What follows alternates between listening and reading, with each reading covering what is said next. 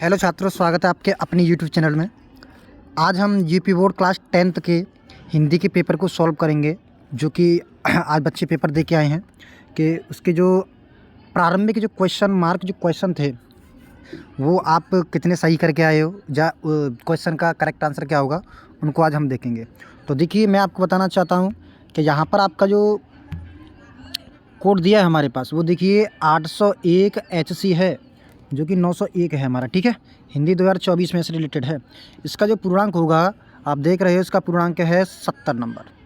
क्या है? 70 नंबर, जिसमें से आपको 30 नंबर प्रैक्टिकल के और 70 नंबर आपको रिटर्न में लाने होंगे। ठीक है, जिसमें चलिए हम चलते हैं, बात करते हैं। पहला जो क्वेश्चन है आपका कि चंद्रगुप्त की किस विधा की रचना है? चंद्रगुप्त किस विधा की रचना है? तो मैं आपको बताऊं, चंद्रगुप्त जो है वो एक नाटक विधा की रचना है, जो कि जयशंकर प्रसाद द्वारा लिखा गया एक नाटक है। ठीक है, दूसरा कौन सा क्वेश्चन है आपका? इसमें क्वेश्चन है दीप जलते हैं शंख बजते हैं के लेखक कौन हैं? तो इसमें से आपका जो करेक्ट आंसर होगा वो होगा कन्हैयालाल मिश्र प्रभाकर। ये आपका करेक्ट आंसर होगा, क्योंकि कन्हैयालाल मिश्र प्रभाकर ही एक ऐसे लेखक हैं जिन्होंने ये कविता लिखी है। चलिए क्वेश्चन नंबर 30 पे चलते हैं। क्वेश्चन नंबर ये तीसरा है हमारा, शुक्लोत्तर युग। क्वेश्चन हमारा है शुक्लोत्तर युग, जो है हमारा क्वेश्चन है शुक्लोत्तर युग के। क्वेश्चन है शुक्लोत्तर युग के, या शुक्लोत्तर युगीन लेखक हैं। तो इसमें जो लेखक हैं वो आपके हैं, जो दिए हैं वो हैं आपके विनय मोहन शर्मा। ये आपके शुक्लोत्तर युग के लेखक हैं, इनके द्वारा रचना लिखी गई है, वो विनय मोहन शर्मा। चलिए आगे चलते हैं। तो देख क्वेश्चन नंबर 4 देखते हैं कि हजारी प्रसाद द्विवेदी लेखक हैं। हजारी प्रसाद द्विवेदी लेखक हैं। तो देखिए, इसमें से बाणभट्टी की जो आत्मकथा है, इस विधा के या इस रचना के जो हजारी प्रसाद द्विवेदी हैं वो क्या हैं? लेखक हैं। इन्होंने ही ये रचना लिखी है। क्वेश्चन नंबर 5वां क्या दे रहा है? निम्नलिखित में से जयशंकर प्रसाद द्वारा या जयशंकर प्रसाद का नाटक नहीं है। देखिए, अजातशत्रु है, ध्रुवस्वामिनी है, स्कंदगुप्त है, लेकिन अंधेरी नगरी जयशंकर प्रसाद का नाटक नहीं है। तो इसका करेक्ट आंसर होगा option number D is the correct answer. Question number बात करते हैं 6 की। क्वेश्चन नंबर 6 की बात करते हैं कि रीतिबद्ध काव्यधारा के कवि हैं। रीतिबद्ध काव्यधारा की जो कवि हैं वो आपके भिखारी दास हैं। ये रीतिबद्ध काव्यधारा के कवि हैं। ठीक है, चलिए क्वेश्चन नंबर 7 में देखते हैं। क्वेश्चन नंबर दे रहा है पद्माभरण के रचयिता हैं। ठीक है, क्वेश्चन दिया आपका पद्माभरण के रचयिता हैं।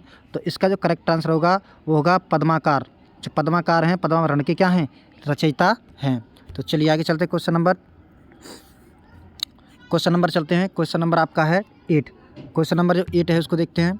तो क्वेश्चन नंबर 8 है सूर्यकांत त्रिपाठी निराला की रचना है। तो देखिए, सूर्यकांत त्रिपाठी निराला की जो रचना है वो है आपकी राम की शक्ति पूजा। ये सूर्यकांत त्रिपाठी निराला जी की रचना है। तो क्वेश्चन नंबर 9 देखते हैं, प्रयोगवादी कवि हैं। तो आप क्वेश्चन है प्रयोगवादी कवि हैं। तो इसमें से जो प्रयोगवादी कवि जो हैं आपके हैं, भारत भूषण अग्रवाल जो हैं वो आपके प्रयोगवादी कवि के रूप में जाने जाते हैं। क्वेश्चन नंबर चलते हैं 10 पे देखते हैं कि आंगन के पार द्वार के रचयिता हैं। आंगन के पार द्वार के रचयिता हैं। तो आपके सच्चिदानंद हीरानंद वात्स्य अज्ञे जी हैं, वो आपके क्या हैं? आंगन के पार द्वार के लेखक हैं।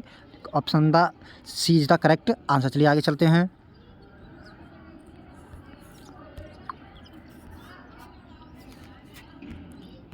क्वेश्चन नंबर 11 है कर्णोटस का स्थायी भाव है। सब आप जानते हैं जो कर्णोटस का स्थायी भाव है वो आपका बी, मतलब शोक जो है वो कर्णोटस का स्थायी भाव होता है। चरण कमल बंदो हरडाई में प्रयुक्त अलंकार है, वो आपको पता होना चाहिए, रूपक अलंकार होता है। चरण कमल बंदो हरडाई में आपका रूपक अलंकार है। चलिए नेक्स्ट क्वेश्चन पे चलते हैं। तो देखिए, क्वेश्चन जो दिया है आपका, रौला छंद के प्रत्येक चरण में कितनी कितनी मात्रा होती हैं? तो आपको बता दूं, रौला जो छंद होता है उसके प्रत्येक चरण में आपकी होती हैं 24 मात्राएं पाई जाती हैं। क्वेश्चन नंबर 14 दिया है अभ्यागत शब्द का उपसर्ग है। अभ्यागत शब्द का जो उपसर्ग है वो है अभी। अभी जो है इसका उपसर्ग माना जाएगा। Option the D correct answer.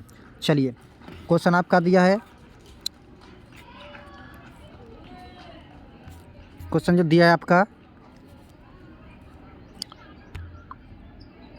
ये देखिए क्वेश्चन जो दिया है आपका, नील कमल में समास है। नील कमल का जो समास है वो आपका है कर्मधारय समास है। नील कमल में जो होगा वो होगा कर्मधारय समास होगा। योगी शब्द का तद्भव है। योगी शब्द का तद्भव होगा जोगी। ठीक है, ये आपका ऑप्शन नंबर ए करेक्ट और इसमें ऑप्शन नंबर सी करेक्ट इसका होगा। चलिए क्वेश्चन नंबर आगे देखते हैं। क्वेश्चन नंबर 17 और 18 19 क्वेश्चन रह गए आपके। चलिए देखते हैं इसको। इसमें दिया है युष्मत शब्द की सप्तमी विभक्ति एकवचन का रूप होगा, तो इसका होगा त्वयी। Option number C is the correct answer. युष्मत शब्द का जो एकवचन होगा वो होगा त्वयी is the correct answer. Question number 8, रचना के आधार पर वाक्य कितने प्रकार के होते हैं? रचना के आधार पर जो वाक्य होते हैं वो 3 प्रकार के होते हैं। कितने होते हैं? 3 प्रकार के होते हैं। Option is the correct answer B. ठीक है, 19 क्वेश्चन है, भाववाच्य में प्रधान है। भाववाच्य में प्रधान जो होता है वो क्रिया, क्या है? क्रिया, क्रिया की है। ये क्या है? ये इसका भाववाच्य प्रधान है, वो है क्रिया। और इस पेपर का लास्ट क्वेश्चन है, अभिकारी शब्द है। आपको पता होना चाहिए अभिकारी शब्द है तो आपका है यथासंभव शब्द है। अभिकारी जो है वो यथासंभव शब्द है। तो दोस्तों ये मैंने आपके आज के हिंदी के टॉप 20 जो क्वेश्चन आपके बोर्ड्स में पूछे गए थे उनको मैंने सॉल्व किया है। नेक्स्ट वीडियो में मैं इसके और क्वेश्चनों को सॉल्व करूंगा जो कि आपके गद्य पद्य संस्कृत से रिलेटेड होंगे कि कौन से चैप्टर से कौन सा भाग लिया गया है, कौन सा पद्यांश किसके द्वारा लिखा गया है, संस्कृत के कौन से पार्ट से लिया गया है। Thank you.